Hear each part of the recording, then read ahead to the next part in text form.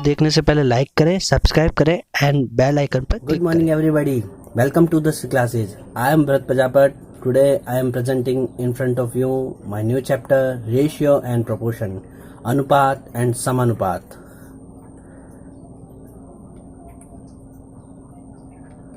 First of all we will discuss introduction of ratio. अनुपात का परिचय. एक्चुअली अनुपात क्या होता है, इसके पीछे एक एग्जाम्पल के थ्रू मैं आपको समझाना चाहता हूँ.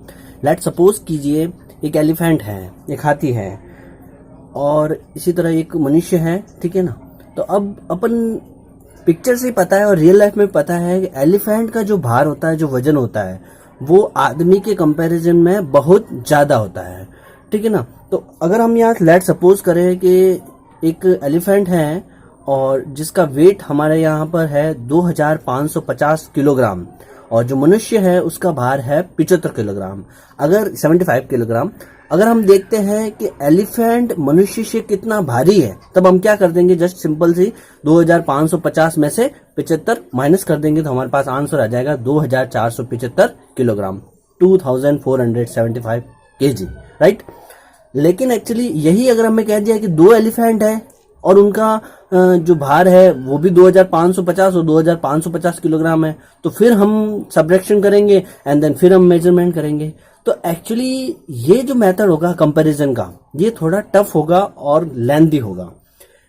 इसके लिए हमने एक और मेथड जो यूज करते हैं, जो रेशियो है, उसका यूज हम यहाँ करेंगे. हम सबसे पहले जो हाथी का भार है यानी वेट ऑफ एलिफेंट और जो वेट ऑफ ह्यूमन है उनका हम रेशियो निकालेंगे. रेशियो मीन्स डिवाइड करेंगे. तो हमने देखा कि वेट ऑफ एलिमेंट अपॉन में वेट ऑफ ह्यूमन. तो यहां पर वेट ऑफ एलिफेंट कितना है 2550 अपॉन में कितना आ जाएगा 75. जब हम 75 की टेबल से 2550 को डिवाइड करेंगे तब हमारे पास आंसर आएगा 34. तो हम यहां देख रहे हैं वेट ऑफ एलिमेंट अपॉन में weight of human is equals to 34 upon में 1. यहां तक क्लियर हो गया.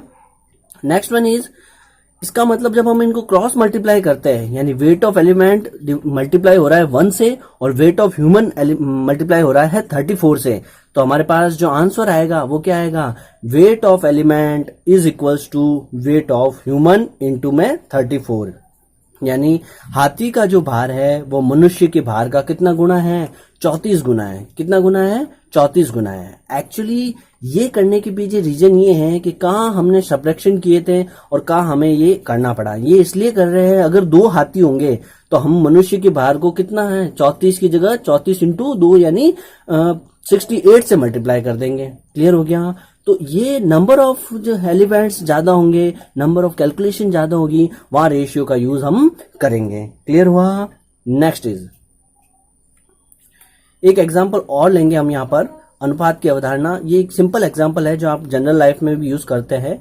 यदि रानी का वजन 25 किलोग्राम है और उसके पिताजी का वजन 75 किलोग्राम है, तो पिता का वजन पुत्री के वजन से कितना गुना है. मैं फिर कह रहा हूं, पिता का वजन पुत्री के वजन से कितना गुना है. इंग्लिश में, if the weight of Rani is 25 kilogram and her father weight is 75 kilogram, then how many times father's weight is of Rani's weight. Clear हो गया. अब यहाँ पर देखिए, सबसे पहले किसका पूछा है, पिता का वजन पूछा है. किसका पूछा है, पिता का वजन. तो हम पिता के वजन को ऊपर ले लेंगे और पुत्री का वजन को उसके नीचे ले लेंगे. यहाँ रेशियो निकालेंगे यानी पिता का वजन अपॉन में पुत्री का वजन. तो यहाँ पर जब शो होगा ये आ गया वेट ऑफ फादर अपॉन में वेट ऑफ डॉटर. तो वैल्यू कितनी है वेट ऑफ फादर की 75 अपॉन में 25 और 25 की टेबल सबको आती है, 25 की टेबल 25 1 जा 25 और 25 3 जा 75. तो 3 अपॉन में 1 को हम क्या लिख सकते हैं 3:1. अनुपात को हम इस फॉर्मेट में भी रिप्रेजेंट कर सकते हैं, प्रदर्शित कर सकते हैं 3:1 या 3:1. क्लियर हो गया. या आप देख सकते हैं, चाहे हम रेशियो की फॉर्मेट में लिखें चाहे अपॉन में लिखें, दोनों ही इक्वल है, लेकिन जब इस यूनिट को हम करेंगे तो उसमें 3:1 से शो करेंगे. तो अब हमने क्या किया, वेट ऑफ फादर को मल्टीप्लाई किया है वेट ऑफ मतलब 1 से और वेट ऑफ डॉटर को मल्टीप्लाई किया है 3 से. क्यों किया है, हमने क्रॉस मल्टीप्लाई किया है. ये यहाँ पर शो हो रहा है हिंदी में पिता का वजन अपॉन में पुत्री का वजन, पिता का वजन को मल्टीप्लाई किससे किया है, 1 से किया है, और पुत्री के वजन को मल्टीप्लाई किससे किया है, 3 से किया है। तो हमारे पास रेशियो क्या आ जाएगा, 3:1। अब आप देखोगे कि पिता का वजन जो होगा 3 इंटू में पुत्री का वजन होगा, यानी पुत्री के वजन का कितना होगा, 3 गुना हो जाएगा। क्लियर हो गया। हाँ, तो किसी भी क्वेश्चन में जब रेशियो सबसे पहले हम रेशियो फाइंड आउट करेंगे और उसको क्रॉस मल्टीप्लाई कर देंगे, जिसके बाद हमारे पास रिलेशनशिप आ जाएगा दोनों ही रेशियो में। क्लियर हो गया।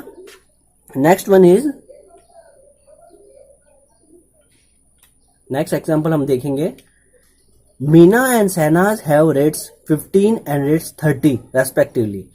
How many times the money owned by Meena is the money owned by Shahnaz. देखिए, यदि मीना के पास 15 रुपए है और शहनाज के पास 30 रुपए है, तो बताइए मीना के पास जो रुपए है वो शहनाज से कितना गुना है। अब आप ऑब्वियसली बात एक ऑब्जर्व कीजिए, यहाँ पे मीना के पास 15 रुपए है और शहनाज के पास कितने हैं, 30 रुपए है। देखने से पता चल रहा है कि शहनाज के पास जो 30 रुपए है वो क्या है, मीना से तो दुगने है, और मीना के पास जो 15 रुपए है वो शहनाज से कितना है, आधा है, यानी 1/2 है। अब हमें तो ये ऑरली तो हमने चेक कर लिया, अब हम इसको मेथड से कैसे करेंगे वो यहां देखेंगे हम। सबसे पहले वही जिसका पूछा है, how many times money owned by Meena, Meena का पूछा है, मीना ऊपर आ जाएगी, money owned by Meena upon में money owned by Shahnaz equal to में मनी ऑफ मीना कितना है, मीना का धन कितना है, 15 अपॉन में 30। अब हम इनको काटेंगे, 15 एकम 15, 15 दूना 30, यानी 15 बन जाए 15, 15 टू जा 30, यानी 1 अपॉन में 2। इसको हम क्या लिख सकते हैं, 1:2, 1:2। अब हमने जब मल्टीप्लाई किया तो ये जो शहनाज है इसने पूरे जो हाफ था उस पूरे को मल्टीप्लाई कर दिया है।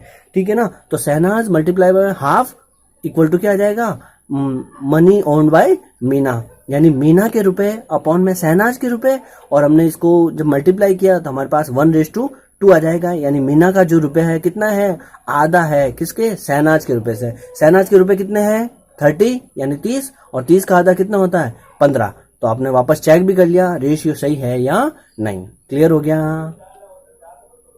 अब हम यहाँ पर कुछ एग्जाम्पल देख रहे हैं जिसमें पहली संख्या दूसरी संख्या, 2 संख्या दे रखी हैं। तो ये पहली संख्या कितनी है, 2 7, दूसरी संख्या कितनी है, 6 7। तो 2 को किससे गुना करूं कि 6 आ जाए, यानी 2 3 जा 6। उसी तरह 2, अब इनका जो रेशियो लिया मैंने दूसरी संख्या और पहली संख्या का जो रेशियो है 6:2 है, तो 2 3 जा 6 और 2 1 जा 2, तो 3:1 हो जाएगा। क्लियर हो गया कि नहीं हो गया। इसी तरह उल्टा पूछ लिया, पहली संख्या और दूसरी संख्या में, तो आगे पीछे जब पहला पूछे दूसरी संख्या पहली संख्या से कितनी गुना है, तब हम दूसरी संख्या को आगे लिखेंगे, यानी 6:2। और अगर पूछा जाए जैसे कि सेकंड लास्ट कॉलम में लिखा हुआ है पहली संख्या दूसरी संख्या से कितनी गुना है, उस समय पहली संख्या हम आगे लिखेंगे 2:6, यानी 2:6, और उसको हम कट करेंगे। तो ये एक प्रैक्टिस है जो आप होमवर्क के रूप में घर पे कर सकते हो।